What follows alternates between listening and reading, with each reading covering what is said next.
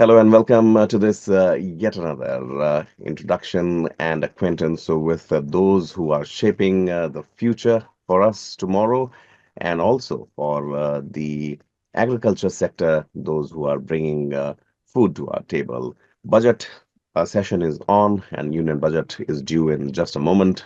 It's our pleasure to be joined by Shubhangam Khanna. Belongs to FAME. And Mr. Khanna, thank you so much for joining us here on this busy day.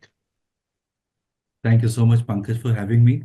Mm, We represent the holistic voice of the value chain, mhm, and we strongly feel that the future of Indian agriculture, whilst we are shifting from a very input intensive agriculture format ecosystem, mhm, will be now looked at more as a knowledge intensive ecosystem, mhm, and that can only be possible with the integration of the value chain members and everybody coming together and delivering X mhm. amount of value, so that our farmers, our Right, industry members are able to achieve much higher remunerations. absolutely. When, So yeah, yes. go When it ahead, go comes ahead, to please. agriculture, I mean, it is such a diverse subject, diverse sector, and so much nitty-gritty is also involved with not just policy making, its implementation, reaching to the grassroots level. Where does your role come in, and also how does fame actually add value to it? Pankaj, we conduct work at two different fronts. Hmm. One is we know, as I said, we try and integrate the value chain members together, and when we do that, when we do the mapping of pain points and the Hmm. challenges that we are facing in the agriculture sector, whilst we also evaluate what are the solutions available for us and are Hmm. those solutions sustainable.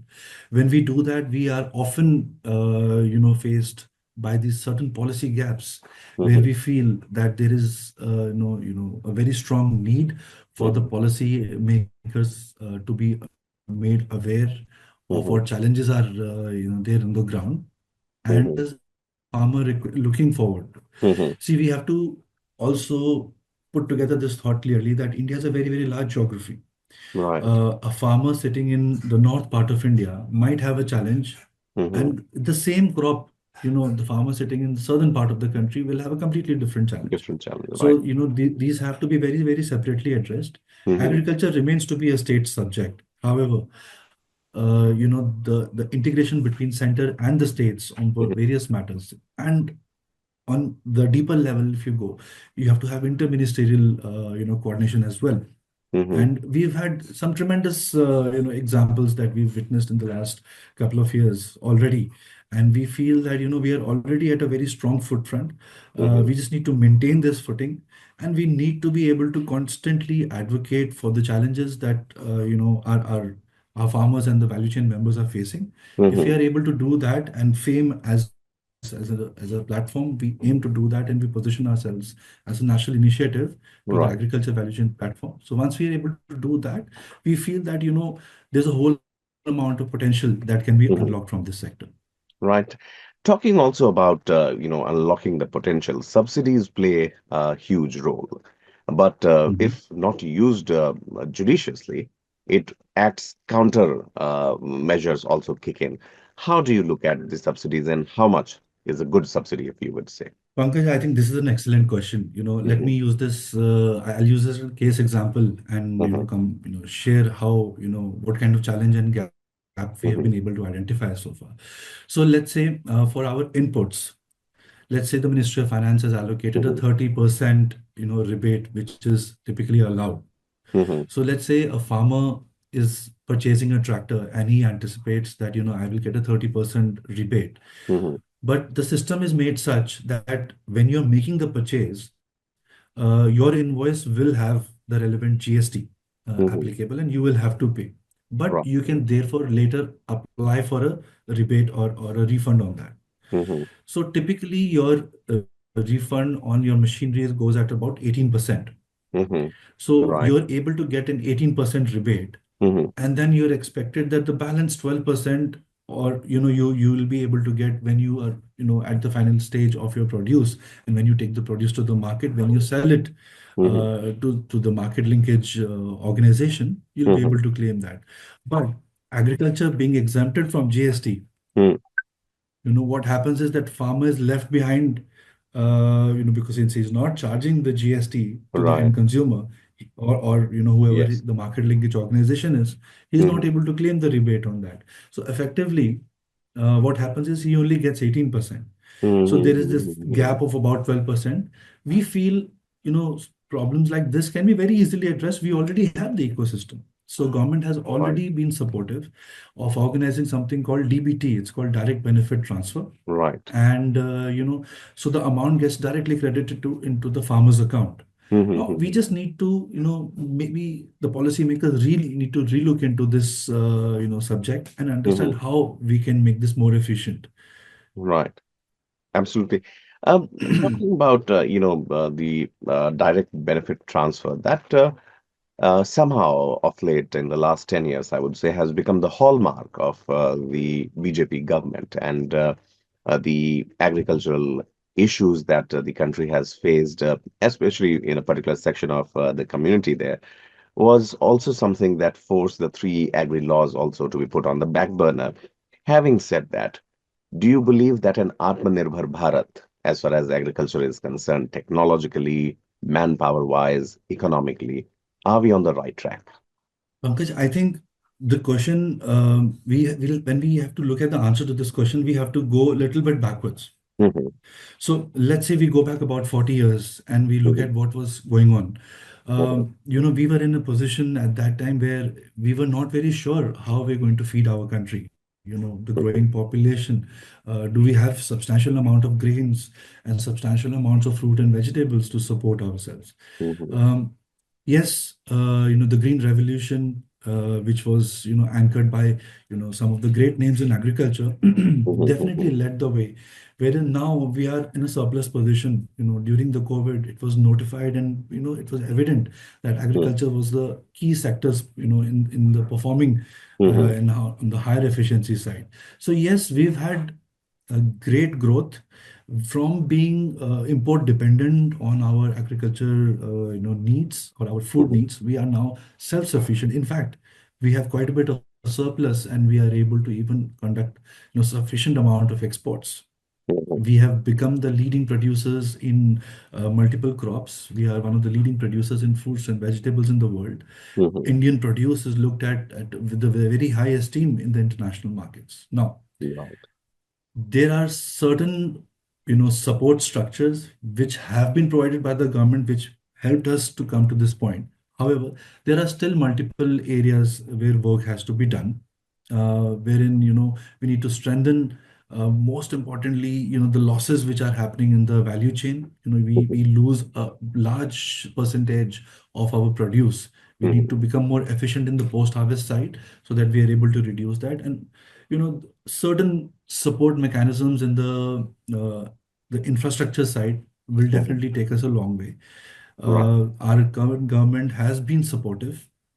They have something called an agri infra fund scheme, Hmm. and using that, a lot of the infrastructure on the last mile, on the post harvest side, has been developed. But there is scope for, definitely, a huge scope for development on that. Right, absolutely. Shubhangam, when we talk about agriculture and the policies rollout, many a times, at least there has been a nagging feeling amongst the smallhold farmers or marginal farmers that the benefits are not reaching them. Any specific guidelines or steps that should be taken or are being taken in order to safeguard their interests as well? I think it's an excellent question. Okay, so Mm. let me put this in perspective. First thing we need to understand, and we need to be, setting some context right. Mhm. What are the things which are most important, for our farming ecosystem today? Mhm. One is definitely access to your inputs. So Right. definitely, as I said, somebody in the north part of India and somebody in the south part of India will have different needs, but both the farmers, whichever part of the country they are, they Mhm. need to have access to inputs. Now, what is happening is currently your inputs are fertilizers, your inputs are crop protection products, which are pesticides, herbicides, insecticides, to ensure Mhm. that you are protected from any kind of pest attack, etc. Then your inputs are mechanization. You know, We are now far from that point where we still look out for manual labor. Mm-hmm. We have technology available in India. We have startups working on the ecosystem to create more affordable mechanization and digitalization solutions. So you again need to have access to that. But if you look at the overall ecosystem, the taxation part is very different on seeds, different on fertilizers, different on Mm-hmm. pesticides, different on mechanization. If there was slight bit more comfort there, we feel the small holding farmers who have limitation on their expenses in terms of how much they can spend on the inputs, definitely will go a long way. Like for example, as we established that having pesticides or having insecticides is extremely important to protect your crop from pest attacks. If we are able to reduce the GST applicable on these crop protection products from 18% to 5% and bring it on parity with what GST you charge on seeds and other input implements, it would become more accessible. We are not saying that farmers should consume more. We are already, we already have been able to see good yields. Mm-hmm. Definitely, there's scope of growth there, and that has to be separately dealt as a subject. But Right. it just gives more access. So when Mm-hmm. the farmer needs that product, he should not feel financially strained. And Mm-hmm. small initiative like this can definitely play a big role. Right. Shubhangam, one thing is clear at this penultimate hour of the budget presentation for 2025, speaking to you Mhm, reassures not just mhm, me, but also the viewers a lot that it's not just the government that is working, for the betterment, for the upliftment of the standards for the agri sector, but also, you yourself having such clear thoughts, such clarity of vision, I would say, that again is reassuring. So that the interests of each and every farmer are well being taken care of. And needless to say, we look forward to speak to you more on these issues. And any quick message for Nirmala Sitharamanji before she presents the budget? mhm. Pankaj, definitely we have a very strong message and a request Hmm. to the Ministry of Finance. Hmm. We know there are multiple stakeholders working, through the night and through the, days and nights, to create a more developmental ecosystem for us. Hmm. We feel, I think Pankaj, you very rightly mentioned that, increasing the standardization is definitely one big opportunity for Indian agriculture sector to, Hmm. take ourselves to, that height. We are already the second largest producers in the world. Right. What we need right now is an ecosystem to make us bridge that gap between the second and the first position and Absolutely. enhance our quality of produce so that we are looked upon as, a country which has the right nutrition available. Hmm. How we can do that is by creating more conducive framework for domestic industry to grow. We Hmm. feel that there is a lot of imports which are happening on the input side, which are happening on a lot of different varied qualities. The same product is Hmm. coming in different varied qualities. Organizations like BIS, organizations and in support with ministries like Ministry of Chemical, Ministry of Agriculture, they Hmm. have already established that there is a need to standardize and enhance the quality of our inputs available in the market. Hmm. We feel that can be supported by Ministry of Finance by increasing the customs duty on Hmm. the imports which are coming in, especially agrochemicals. We feel that whatever agrochemicals are being developed and produced in India Hmm. will be absolutely acceptable to Indian farmers. There has been record that Indian agrochemical exports have been extremely successful in international markets. They have been accepted in terms of quality and in terms of process innovation that we have been able to achieve in the past. So we feel an increase in the customs tariff there will definitely give boost to Indian manufacturers to increase their capacity and take care of the entire domestic demand and more export orders. And this can be specifically achieved by putting a higher tax on the ready to use products coming to India, and also increasing slightly the uh, applicable customs duty on the raw materials which are coming into India. Now, uh, one other thing, we need to have certain supporting tool structures supporting tools to enhance this. So we need to have better HSN codes, which are, helping us manage our trade. So a lot of the trade right now is happening in the others category, and hence, when you go to somebody in the ministry to understand, sir, what is the perspective, you actually don't have the right amount of data. So we need to be able to quantify it to understand what is that we need. So creation of HSN codes become extremely important for us. The second is effective utilization of trade remedies. We feel that sometimes, we have the tools available, but the time taken to actually implement the tool is way too long, and the injury that our manufacturers incur in that long duration is in itself so much that, the entire investment sometimes, sort of becomes unviable. So we need to protect our Indian investments as well. How we do that is small suggestions, like for example, a PLI scheme, product linked incentive. This has already been extremely successful in the pharmaceutical sector. Uh, if a similar scheme is offered into agrochemical sector, we feel there is a large scope of agrochemical sector's growth in India. And then there are some supportive, policy initiatives which were already there. I think they have been sort of taken back for some time, like for example, RODTEP, which is remission of duties and taxes on exported products.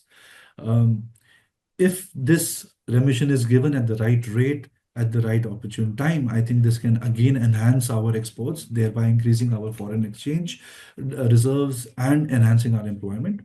Mhm. And holistically, if you look at it, the entire Indian agriculture sector needs slight bit more R&D.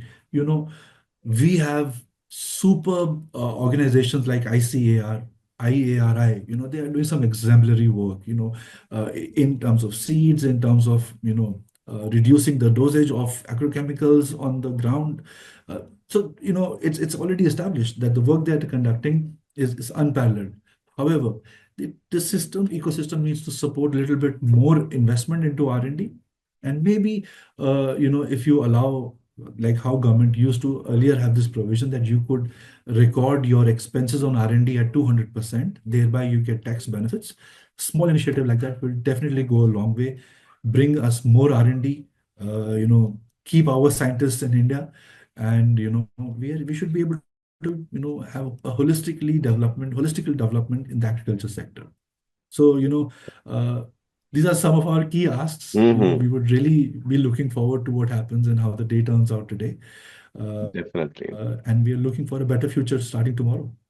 Absolutely, absolutely, Shubhangam. I mean, I was listening to you patiently, and trust me, I mean, the way you have listed them out, and the requirements, the expectations, more than what meets the eye, I would say, is the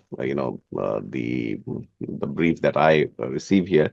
And thank you so much for speaking to One India. And as I said, as we listen to the budget as well, I'll be keeping in mind that post-budget scenario when we discuss it with you at the next opportune moment.